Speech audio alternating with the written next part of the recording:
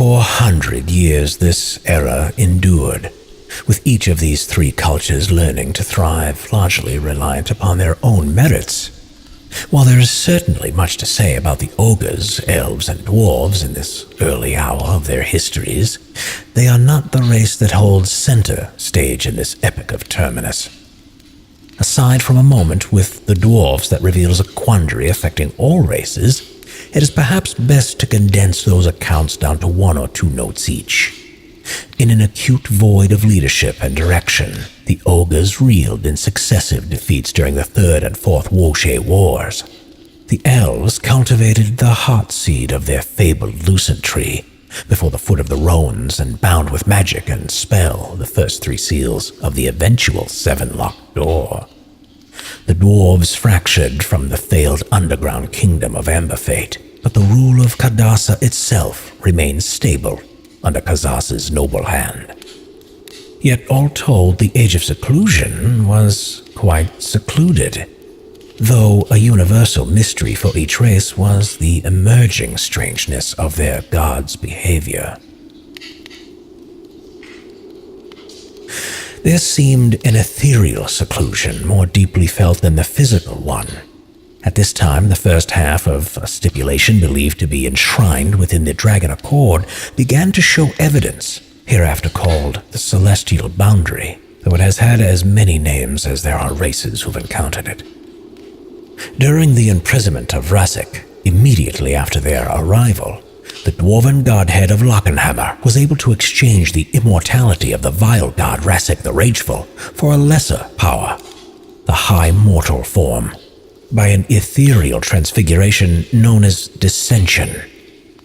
Rasik had sought to finally devour the dwarven race, realizing himself free of the ancient mandate of balance on Oldasa, which forbade him destroy the people created by his noble rival, Kazas. Of this liberation he discerned correctly, but the liberation equally applied to Lockenhammer, who took the opportunity to change Rasik's divine form to that of High Mortal as punishment for his crime. As well, Rasik was imprisoned for 1,000 years in the furious winter of Tenebrous Tundra. Yet Kazas, in turn, took the chance of dissension upon himself, wanting to rule and abide intimately his dwarfs as a High Mortal king. This had worked famously, even as the reduced capabilities of these descended gods are such that Kazas still leads his people today, over 900 years later. Kazas understood the second half of the celestial boundary, namely, the boundary. When Rocknilthamos brokered the Dragon Accord, he may have feared that his own power might, in some manner, be threatened by the new inhabitants of immortal persuasion. That is my own theory, for even the king of all dragonkind must know the paranoia of a tyrant.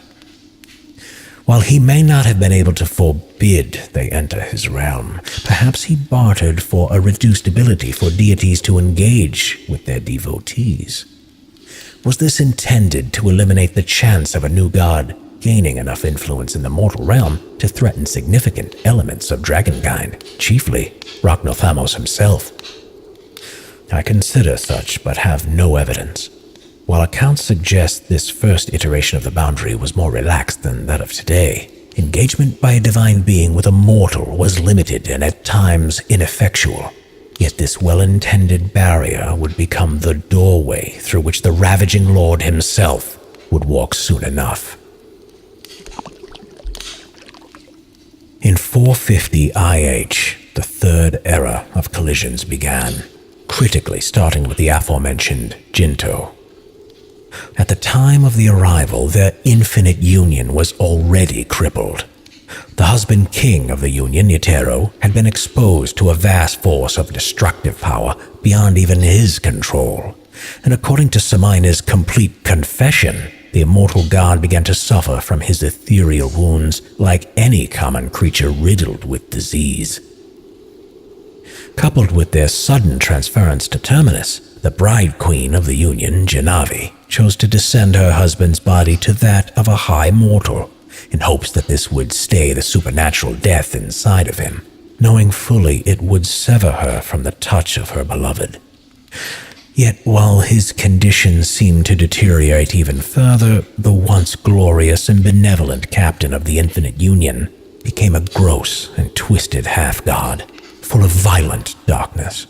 His gift of creation melded with the powers afforded to him by his encounter with Semina's eyeless face of an eclipse. While feigning a deepening of the illness, he began to raise an army of warriors, twisted in his own malevolent form, from members of the plentiful Jinto race he had so long loved and prospered. Yet Itaro could not keep his nefariousness in the dark for long.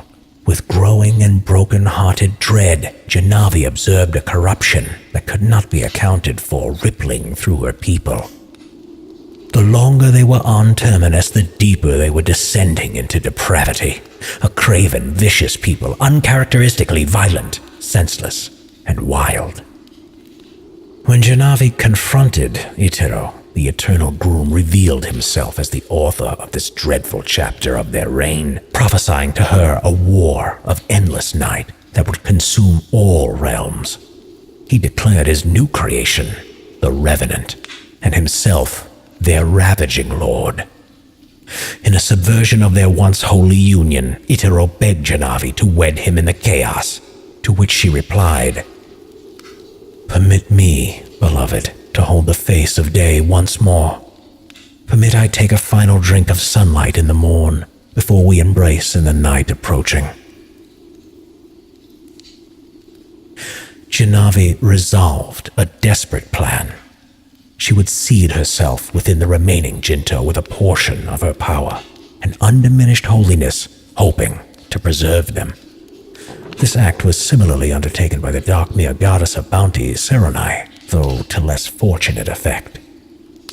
In the warmth of the next morning, Janavi sacrificed herself to imbue the few remaining undefiled Jinto with her power, transforming them into a second, new race, immune to the effects of the Ravaging Lord and his Revenant. These are known as the Remnant, zealous, pious warriors of exceptional abilities with an unyielding appetite to exterminate the Revenant.